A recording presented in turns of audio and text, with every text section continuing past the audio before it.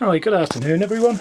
I'm starting off in the greenhouse today, so I just want to show you how this watering system of mine works for anybody what's interested.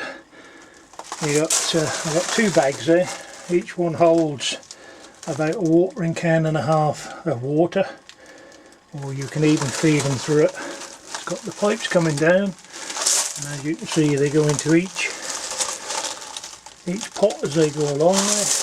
And then what I've got, I think I've shown you these before, I've got these little monitors down here what actually monitor the temperature, and they also show you the moisture of the soil. So what we do with them, I move them about, and as long as their moisture meters keep within 2 or 3, then I know they're getting enough water, and know that the drips are coming sort of frequently enough. I don't know whether you can just make that one out at the back there. That little blibber there, you'll see it dripping every time it goes again. See it dripping every so often, about every 1 or 2 seconds. That one's going about every 1 second there. They're dripping, which seems to be adequate. That one there, the same, giving the same reading. Look, if you can just make it out there, it's giving a reading of moisture of 3. Look. And that's doing about the same, that's dripping about every second. But yeah, they're quite good. I fill them up every other day. It shows you're messing about every night with watering cans, so I found them quite good up to now.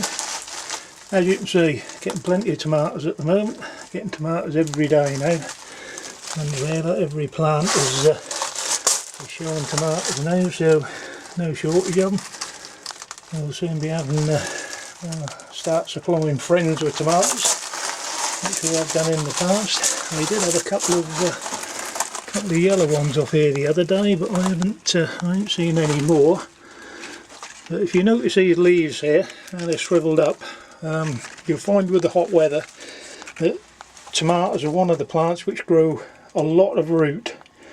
And of course when they're confined in pots like this, you see they can't grow the root they want to, so what they do, they roll the leaves up like that to try to stop the leaves growing anymore, and that helps them with the root then, you see. So that's all it is, but it's nothing to worry about. They always start this time of the year now starting to look a bit messy, but a lot of them, as they're dying off now, they come off.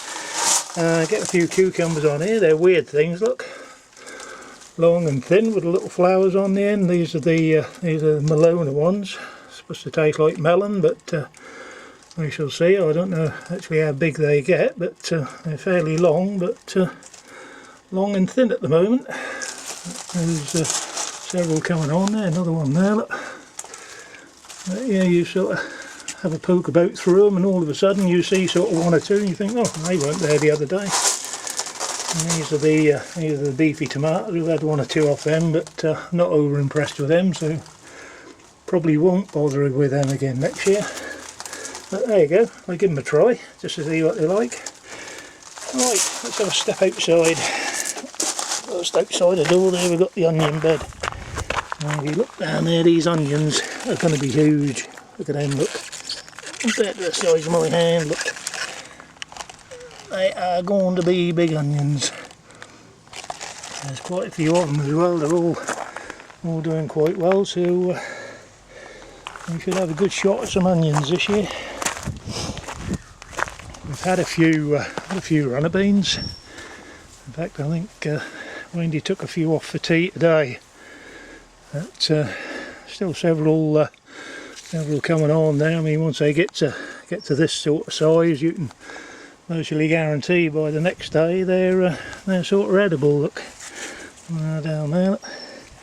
And once they get like that, then like I say, by the next day they're they're virtually ready for picking. But do keep watering them. Leeks in there, they're doing quite well. We should have several leeks. No shortage of them over the winter, so a nice leek soup, which is very, very nice. Right, my outdoor cucumbers.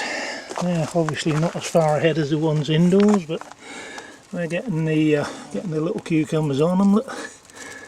See them there, and once again it's one of these things you don't look at them for a day or two, then when you go and look you know, you find little cucumbers coming up all over the place. Another one down there, a couple more in there, look. Like everything else, another one in there, two in there, and like everything else you'll find they'll all come at the same time. That many cucumbers, you don't know what to do, but I am taking the tops off a couple of cucumbers, so you know, hopefully they will get to fill out. There's 1, 2, 3 on there. And so I'm taking them off at 2. You know, listen to me. Sweet corn. Like the song, the corn is as high as an elephant's eye. Well, I think this definitely is. I'm 6 foot and I'm starting to get a job to see over the top of it now, so that's getting up there. What I have done, I've put a support around the outside. I don't know whether you can see it there.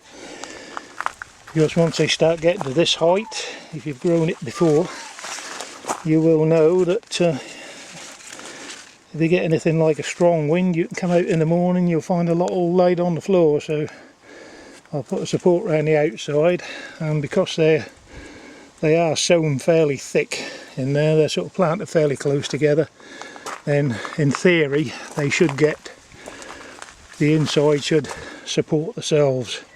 So it's just basically make sure you've got some support around the outside for them, and that goes all the way around. So if they fall this way, they've got something to lean against, and that goes all the way around there. And like I say, hopefully that will stop them, prevent them falling over if the wind does get any stronger. Though we do need that wind obviously, because that's where your heads are going to form in there. You need little old bitty things here, look. That's where your sweet corn's going to come. But these need to pollinate. Otherwise you'll find you just get the stalk and no corn on it. But we're getting plenty of them now. Some more coming in the middle here, look. But I've still got a fair bit of growing to do yet. Like I say, some of them are at 6 foot now, so I reckon we'll get another foot or 2 out of them yet. I did have to chop some of them big old runners down this morning. That's what I've been doing this morning. Look, cutting some bits off the blackberries. I couldn't let me get down there. But as you can see, there's going to be no shortage of blackberries this year, which will be very, very nice. Bumblebee doing his job, look. Yeah, all the way down there, right down to the greenhouse, look. Just a mass of blackberries. Right, we're just about finished with the greens. All we've got to do now is catch the butterflies. There's one, look. Get over of it. Go on, clear off. So what I've done now, this is where my collies were in here. Now as I'm finishing, I'm covering up. All I do is just fork it over, put some manure on there, pull the cover on. As I go that way, I'll just keep covering it up, forking it over, putting manure in. When I open it up next year, it's virtually ready for planting. So I think the courgettes are getting past the best now, but there's still some in there. The great old big one there. Look. I don't know whether Wendy's leaving that on there to turn into a marrow or what, but they're certainly starting to look as if they've seen better days. But they're still in there, still a few on there. Squash, yeah, I still on many of them and squash them. First time I've grown them, but I don't think I'll bother with them anymore. We did have one off a couple of days ago and tried it. I went over impressed. So, courgettes, didn't taste anything like the courgettes. Look inside there, look, there are my sprouts. Look in there, you can see the little sprouts starting to form on the stalks in there. They're going to be a while yet before they're done, and you know what they say about sprouts, always better when they've had the frost on them. But they are starting to form in there. I don't think you can see them any better in that one. Look, if I zoom in a little bit. But yeah, they're all starting to come on, and they're a good height. I'll have to do the same with them. I've had to put a barrier up because they've been falling all over the path. They're getting to such a height now, they're getting a bit unstable. But they're okay. They're not so bad. Right, let's go up here, just have a quick look what's going on in this little bit here. I mean, you do know most of it. Taters. Taters and taters. But I was quite impressed. I had some little summer flowering bulbs and put them in little lilies. Just put them around the bottoms of the fruit trees. Just to brighten this a little bit up a bit. And there's me rhubarb in there. Oh dear, I have been told I mustn't pick it this year. I've got to let it grow, so that's what we'll do. There's my lilies all in with the fruit trees, and over the back there is we chucked a packet of weed seeds in there, and they all seem to be coming into some different little flowers there. I think them little blue ones there look like cornflowers. I don't know, I'm not into the flowers that much, but that's what they look like. I don't know what the little blue ones are down the bottom there. I don't know what they would be. I'm pretty sure that's a cornflower there. But yeah, lots of little things coming up, some more at the end here. More cornflowers I can see.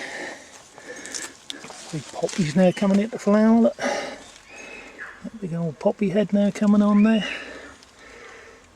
A little white poppy. More cornflowers over the back. And don't ask me what they are because I don't know. But yeah, it's looking quite well. And like I say, we have been busy watering. And I ain't going to bother today because we did have quite a couple of good heavy showers this morning. So I think that will suffice for today. But yeah. And then I had a few left, so yeah, I put them in there. So you get a little bit of enjoyment when you go out the gate. There you go. Well, that's about all I've got to show you this week. I think you've seen just about everything. I'd say everything's coming on quite nicely, so no complaints. Apart from the watering, could do with a bit more water. But, the collie's all done good at the other end there. I had peas in here, I'm doing the same this end. I'm starting to cover up as I go now. 2 or 3 reasons. That helps to keep the goodness in the soil. Plus it keeps the cats off. I've got a neighbour who loves the cats. That's her problem, but the trouble is they don't go on her garden, they go on mine. But there you go. That's something we've got to put up with, as you think. Right, believe it or not, these in here, this jungle in here, is parsnips. I haven't dug any yet, but they're up to the top of the net there. What I did say to Wendy, well, if the bottoms are as thick and tall as what the tops are, then I should imagine we're going to have to get a JCB to get them out. But oh, polytunnel, there you go. Where them little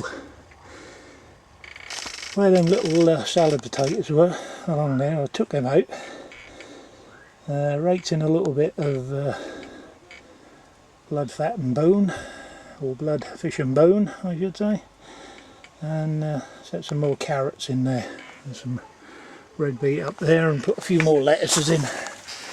So hopefully they'll keep us going a little bit, sort of into the darker months. Still got a few carrots and red beet over here.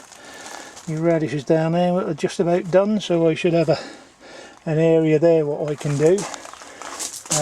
Beans, yeah, these little miniature beans, little dwarf beans on here. They're all coming on quite well now. But what I'll do with them, I'll wait until they're all set, and then I'll pull the plants out.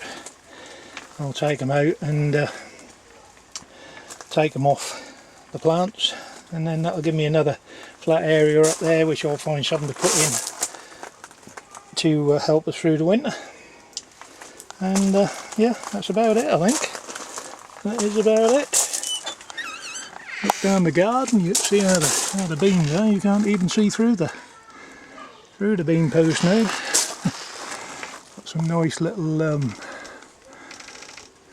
what they call these things here. I know they're a poppy, but they're like a ball. coming on in here. Look. They're quite a nice little thing, aren't they? All in there pink. Trouble is with them, they don't last very long. That's the only fault I think there is with them. Blueberries. Quite a few blueberries this year. But, not ripening as yet. Some in there. We've been picking a few raspberries. We're getting a few raspberries as we're going along, but still some there waiting to rot. Well, that is one of the morning gold, I think they call them. But Wendy must have been round them this morning. I did see a few raspberries in the fridge, so I reckon she'd been round picking this morning. As I can't see anything on there. Ah, there's one. There's one. Oh, blimey, she missed them. Look, nice little bunch there. Missed them little old booties. Oh, let's have that one in there. Oh, that looks a bit rough. That's what we got here. Just try one of them. Yeah, that looks alright. Oh, tastes alright and all. Very nice. Yeah, hunt for them. And I'll leave them on. She'll get them in the morning. Yeah, I'll leave them on. Give them another day. Yeah, that's about it, folks. So I'll speak to you again very, very soon. Bye for now.